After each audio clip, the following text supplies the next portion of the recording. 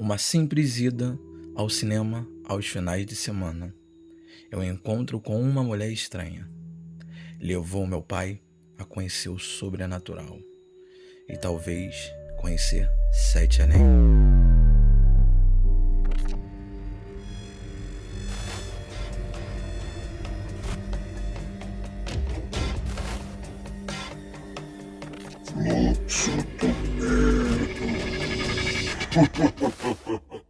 E aí galera, aqui é o Alan do canal Fluxo Urbano. Dessa vez não é o Anderson que está trazendo conteúdo de histórias cabulosas, de contos reais de terror. Hoje quem está trazendo esse relato aí sou eu. É uma história contada muito pelo meu pai. Pessoal, não sei se vocês viram aí pelo título, galera. Provavelmente, eu acho que na minha humilde opinião, ele foi até Sete Anéis. Eu vou contar a história de maneira bem resumida, não escondendo nenhum fato, falando tudo o que ele mostrou, sempre naquela pegada sensacionalismo, trazendo sempre o que foi real, o que foi passado pela pessoa que relatou. Galera, se vocês gostam desse tipo de conteúdo, não deixa aí, por favor, de curtir, de deixar seu comentário. E se você tá vendo aí, a gente tem vários conteúdos aí diferentes, além de relatos de terror, exploração urbana e trilhas, true crimes. Então a gente tá trazendo bastante coisa aí pro canal para ver se ajuda aí nas nossas visualizações. Que a gente gosta de trazer esse conteúdo mais dark no YouTube, sendo mais difícil, né, também de crescer. Mas vamos lá, galera. A história começa nos anos 70, onde que, na época, o que era moda, o que bombava muito era o cinema.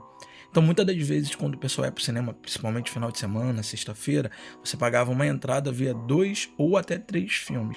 Galera, tem uma exploração urbana falando do cinema de Olaria.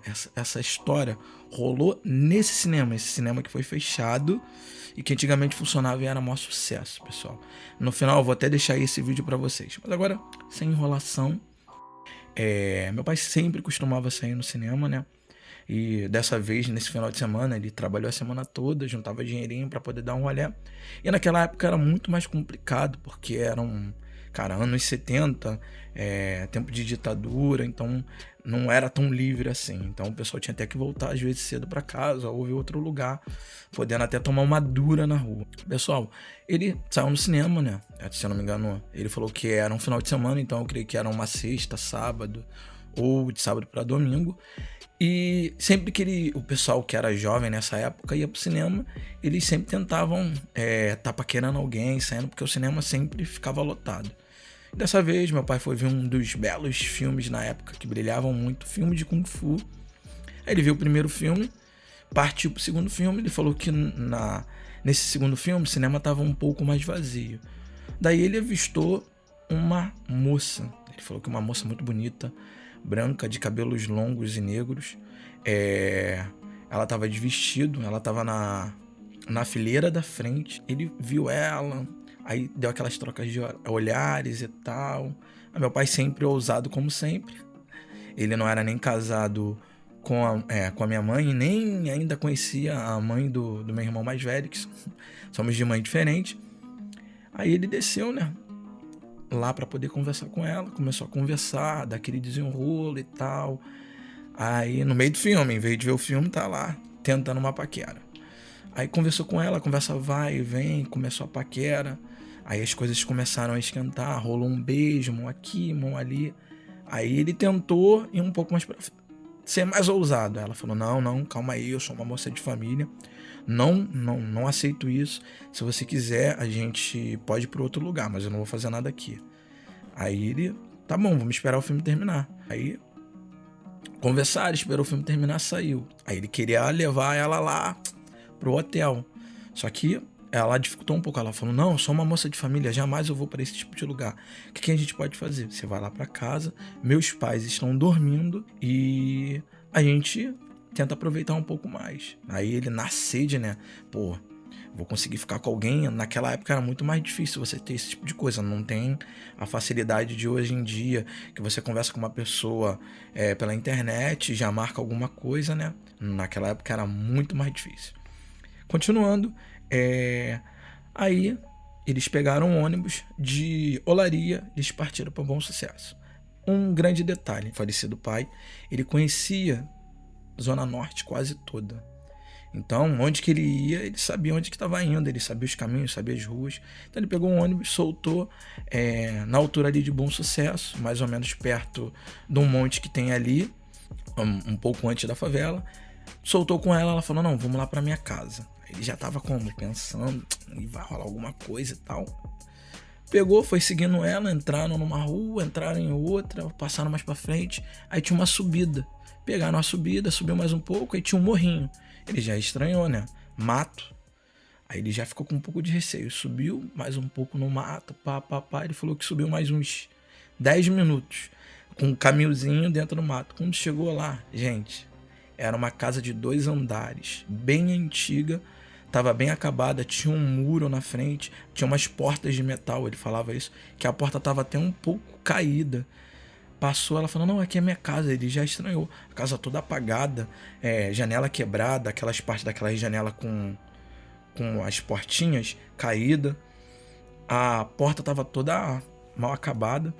Quando ele chegou lá, foi falar com ela, ela, não, vamos entrar logo na maior pressa. E o grande detalhe, quando ela passou pela casa, ela não ficou de costas mais pro meu pai, tipo, ela virou de frente e vem andando de frente para ele, de costas para casa. Não, vamos entrar rapidinho e tal. Aí ficou meio de lado, assim, ó, pá, empurrou a porta. Aí falou, vem logo que meus pais estão dormindo, vamos aproveitar. Aí meu pai já estranhou, né? Pô, tudo abandonado, eu vou fazer o que lá? Ele já pensou que poderia rolar alguma maldade, assalto, alguma coisa. Ele falou que quando a mulher entrou dentro da casa, ela se transformou. E como eu falo se transformou? Aí ele falava lá que o cabelo dela ficou todo bagunçado, a cara dela ficou deformada, os dentes dela ficaram meio tipo podre, amarelado, o vestido dela que era bonito, vermelho, ficou todo esfarrapado e tava a luz da lua, então iluminava um pouco ela lá dentro da parte da casa. E ele falou que quando olhou para baixo, meu amigo, ele não viu o pé dela. Diz ele que ela era tipo uma entidade que tava flutuando. E a voz dela mudou, falou, vem logo, entra, aproveita, meus pais estão dormindo. Não, tem que acordar cedo da manhã, tem que trabalhar, não sei o que. Mas pô, final de semana. Ele, não, eu lembrei agora. Ela, entra, vambora, vamos aproveitar, vem. Com aquela voz demoníaca. Aí ele, não, vou embora. Aí já desceu voado, seguiu descendo um morro. Aí ele, já era mais ou menos o que? Umas 2 para 3 horas da manhã. Desceu. Quando chegou lá embaixo, ele falou que todas as ruas estavam diferentes. Apesar que à noite, ele falou que jamais se confundia, porque ele já andou lá também, tanto de dia, tanto de noite, às vezes até de madrugada, contra as regras, né? E andou durante essas ruas, ele falou que mais ou menos horas. E o incrível que pareça, ele olhava no relógio e o relógio parou às 3 horas da manhã. Grande detalhe que meu pai não bebia, não usava drogas e nenhum outro remédio. E também não tinha nenhum problema psicológico.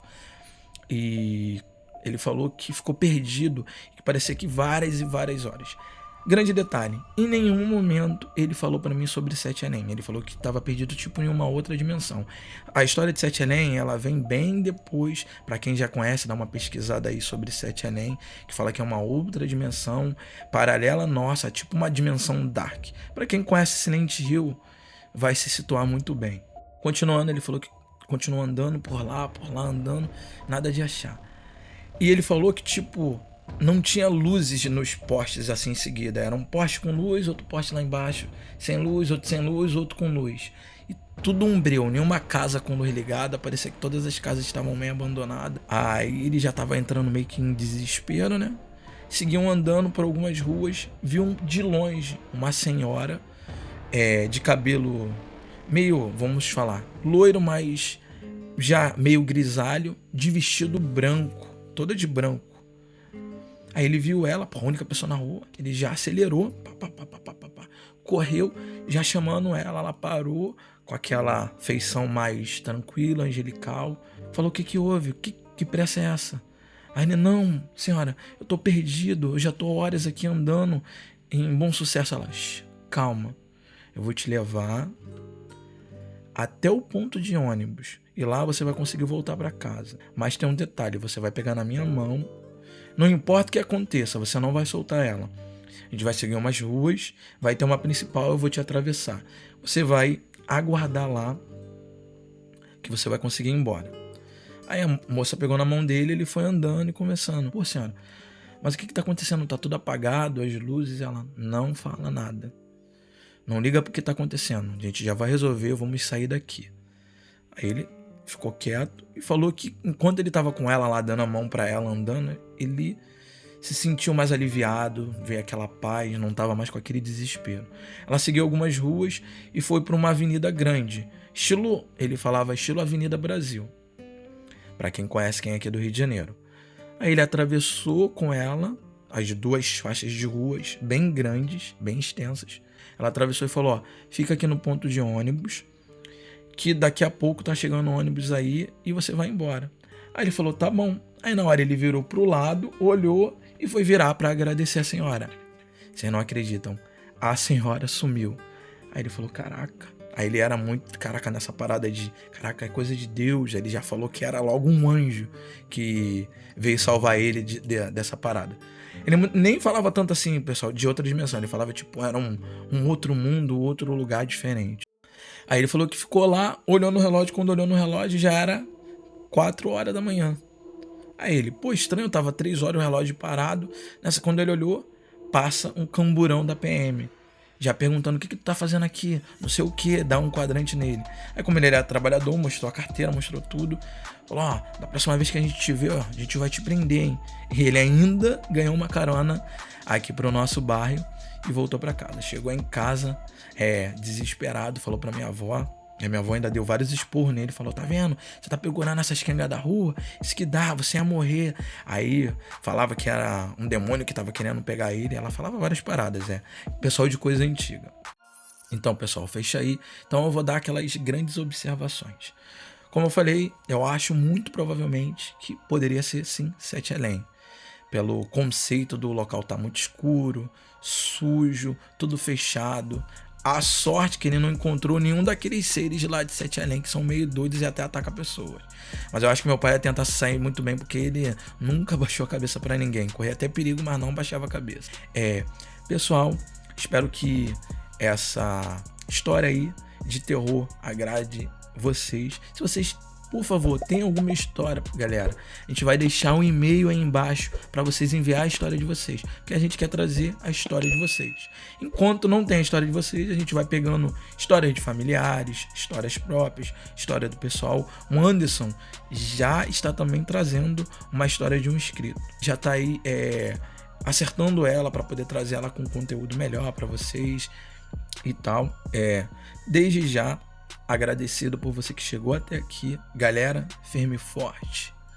Segue o fluxo.